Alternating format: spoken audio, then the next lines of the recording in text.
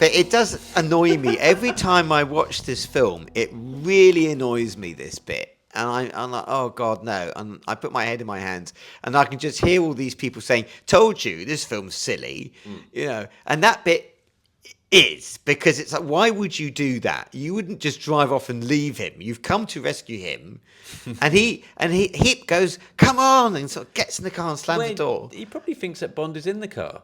Well, maybe he does. But they're looking out the window. They know he's not in the car. But then Hip will get down to the McDonald's 2 miles down the road and just go, hold on a minute. And they're telling him he's not in the car. They're looking out the window. And then he should just stop and wait for him to get in. But it's a bit silly there. And they do it deliberately so they can have that great chase down the Clongs with the boats and stuff. And it's like, oh God, that's not very good. Okay, well that's nitty gritty. Yeah, it is. That's nitty gritty. And you've got to suspend disbelief. With I don't mind having J.W. Pepper in this film. I think he's good comedy value. Yeah. But some people really don't like that. They think he's daft. But what do they know? Yeah, I know. And I think Maud Adams is great. I think Britt Ekland's great. I think there's a lot of good stuff. So yeah, this film is mid-table for me. I really enjoy watching it, and it's a real guilty pleasure. And I look forward to watching this film. It's a proper, lovely Sunday afternoon Bond film. You just whack that on, put your feet up, and have a good time with it. Is this your lowest ranking Roger? It might be. Hold on a minute. Okay. I don't know. Wait. No, Avtak is at 19. Oh, right, yeah. Yeah, you prefer... Oh, no, actually, you've got a run of them. So Avtak 19, Moonraker 18. Yeah. And then you have this at 14. Yeah. Right, okay. Yeah. So you're a mid-table Rog man. Yeah, The Spy Who Loved Me and Moonraker tend to alternate for me in terms of which film I'd rather watch. You mean A View to a Kill on Moonraker? No. Okay. Sorry, what did I say? Well, Moonraker and A Spy Who Loved Me. Sorry, I didn't mean that. The Spy Who Loved Me and The Man with the Golden Gun alternate in terms of where they are. I think Spy Who Loved Me might be quite close in the Sorter app thing because it's like, oh, do I want to watch The Spy Who Loved Me? Do I want to watch The Man with the Golden Gun? And it depends what mood I'm in, So, yeah, I love both of them. And sometimes there are days when I prefer this over The Spy Who Loved Me.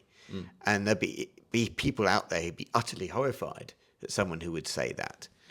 But I remember reading in 007 magazine back in the day, Tim Greaves, who used to write for that and is still around on Twitter, he's very active in Bond world, he actually wrote that he preferred The Man with the Golden Gun to The Spy Who Loved Me. He thought The Spy Who Loved Me, I think, became a little bit too formulaic and was too similar to You Only Live Twice, whereas this film is quite different to all the other films. Interesting. And it's very, very entertaining, I think, The Man with the Golden Gun. And I love the whole manner-on-manner, one-on-one at the end. Yeah. And I know it's sort of repeating a bit of what we've already seen in the pre-title sequences. It's a shame. But... No, I think... Well, you know what's coming, don't you? So it's quite good because you're sort of ahead of Bond. You know what's in store. And when he loses his gun down all the scaffolding, it's like, shit, what's he going to do now, So, is he...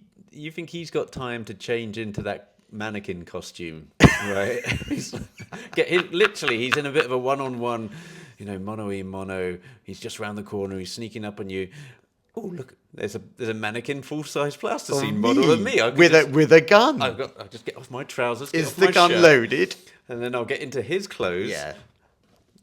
And by the way, if you've worked in a shop, you know how hard it is to get clothes on and off a mannequin. But what about climbing into the gorilla outfit in Octopussy? That's just a two-piece. That's fine. You can get into that. You got to do up a whole suit. You got to put the shoes on and off.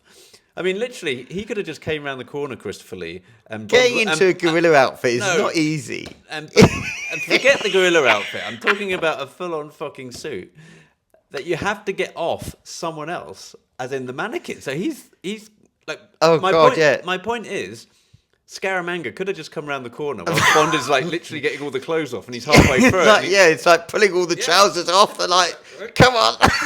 And what you should have said is like, look, you got me, but let me tell you what I was going to do. That would have been. And Scaramanga would have gone, oh God, I would have totally fallen for that. Yeah. If only I realised it was going to take me half an hour to do. That would have been hilarious. Yeah. And actually, that's probably what should have happened in real life, because no way would he have been able to do that, I know. Yeah. But it's a fun film, and I really enjoy watching it. So there's my little review of Man with the Golden Gun and why it's where it is in my ranking. Very good, Rob. Thank you for sharing that.